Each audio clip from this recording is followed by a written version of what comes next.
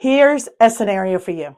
Imagine you're in a meeting and someone says, yes, I'm confident that strategy is going to work. But then they do a shoulder shrug. What's going on there? Yeah.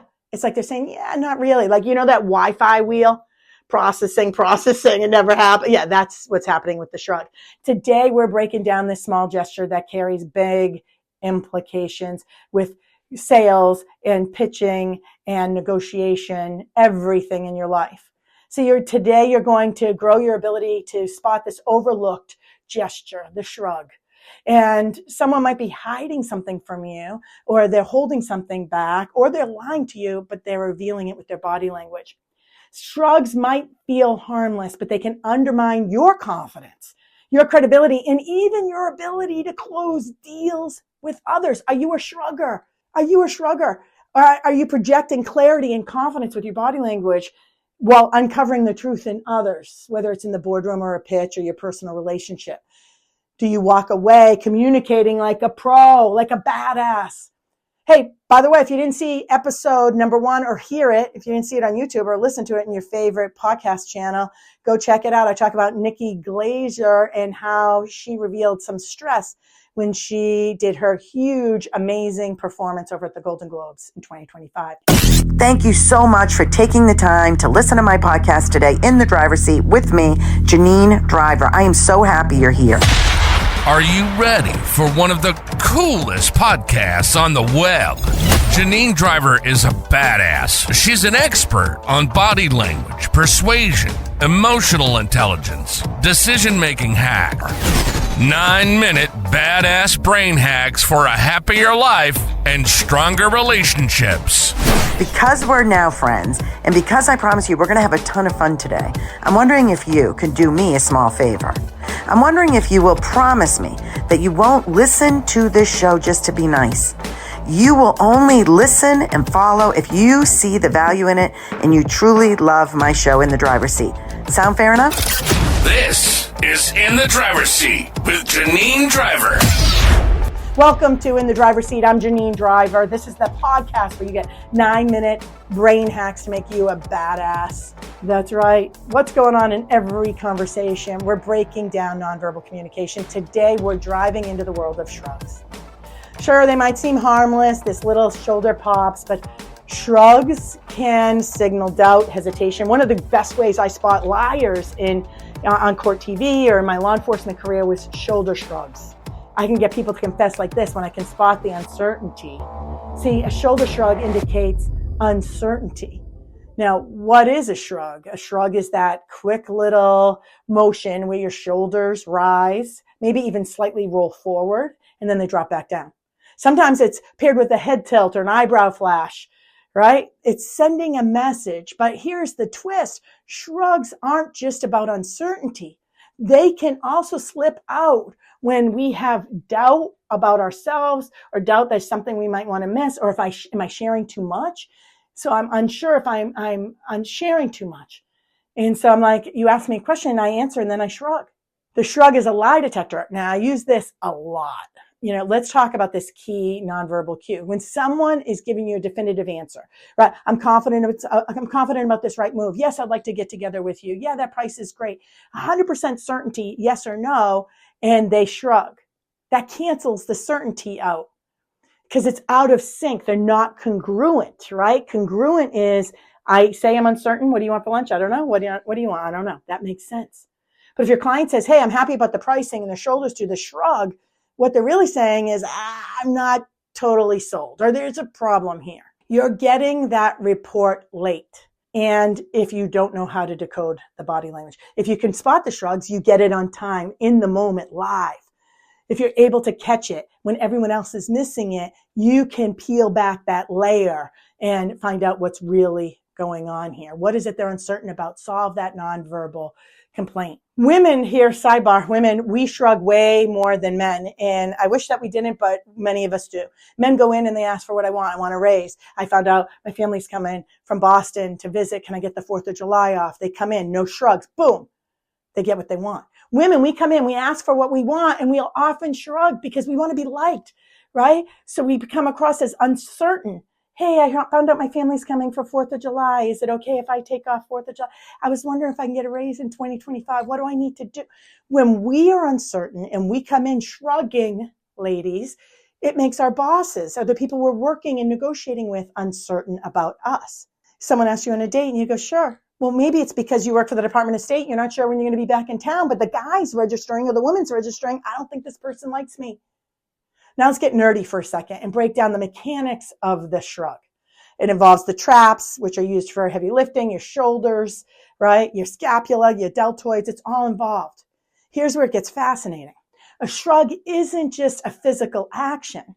See, this command starts at the cortex, the emotional part of our brain, and the amygdala. They're often involved together. When words don't send the message, the body language does. And shrugs are an evolutionary tool from ancient times. A shrug was our way of saying, I'm not a threat. Fast forward to today, and we're not dodging predators, but it's still a sign of vulnerability, right? It's meek. It's, I'm not a threat here. Here's how this shoulder shrug plays out in our workplace. A manager says, hey, we're confident that this quarter's projections are going to be great. We're on target, but then they shrug. Or in a negotiation, your client says, hey, this pricing works for us, but their body language says otherwise. Time to address this issue, as you might imagine, before it becomes a deal breaker. Or you're pitching a bold idea. But with a shrug, you're shrugging. What happens if they pick up on it? They think you're uncertain about your own product or your own service.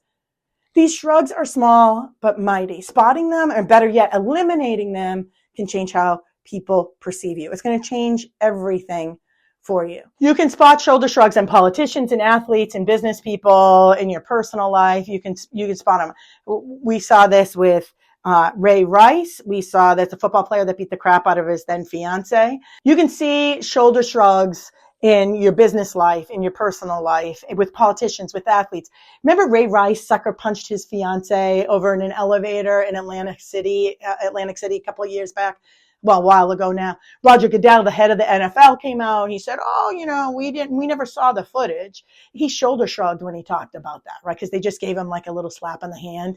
And then TMZ got a hold of that footage and the world went crazy about how he literally knocked out his fiance. She later then married him. We can see shoulder shrugs. We saw them with Jussie Smollett when he was lying about a staged hate crime over in Chicago, that actor nobody ever heard about. We saw with Jerry Sandusky, who did bad stuff to kids. Same thing. When he's saying he didn't hurt those kids, he's doing these shoulder shrugs. It's canceling out our message. We see this with Steve Jobs. Steve Jobs did a shoulder shrug when being challenged at some of these live conferences he used to do, where there was some kinks with what's happening with the products. You would see Steve Jobs shoulder shrug.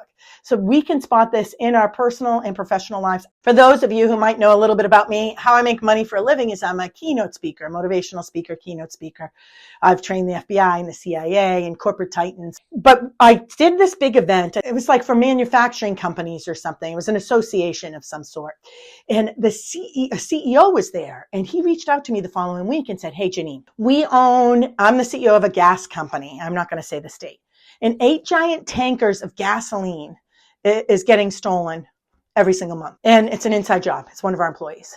And we live in a small town. The sheriff's office can't do interviews for some time. I'm wondering if I can hire you and your team. Is this something you do? Can you come out and do an investigation? And I said yes, and they hired us. And I went out with 8 people from my team. We all went out. It was really cool. Maybe I could put a clip if I can find it without showing who the company is. But we went out and we busted the employee. Now, here's the deal. I gave them a discount because I wanted to get a television show. So I gave them a discount. They paid for travel and for our lodging and some, minimal expenses. And I brought in a camera crew. So I've got a boom mic going over everybody's heads. They all sign release forms so we can interview them. And I'm going to turn it into what's called the sizzle reel. And with a boom mic over this one dude's head, I get him to confess that he's the guy stealing the 8 giant tankers. Now, this is a big deal because someone high up in this company had cancer. And this company decided anyone in their community that's fighting any type of cancer, they will give you your gas for free while fighting cancer, chemo, radiation, surgery. They'll give you the gas for free. But they were going to have to eliminate that program if this gas kept getting stolen. Imagine those big giant 8 tankers, big ones you see on the highway, 8 tankers worth of gas. This one guy, I'm talking to him. He's saying, oh, he would never do something like that. Lie, lie, lie, lie, lie, right? He must have not realized I wrote the book, You Can't Lie to Me. Right here, a little promo for my book over my right shoulder if you're watching on YouTube.